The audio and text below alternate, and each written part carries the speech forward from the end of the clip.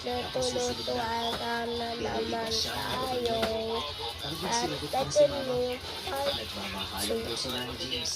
Walang part 2. Okay guys, ito. Gagawa tayo ng mini cake. Ay, plato. Kuha ko plato. Hello.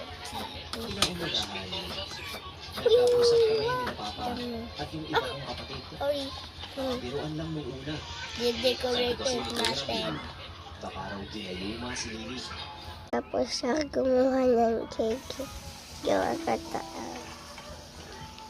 Kainin na natin.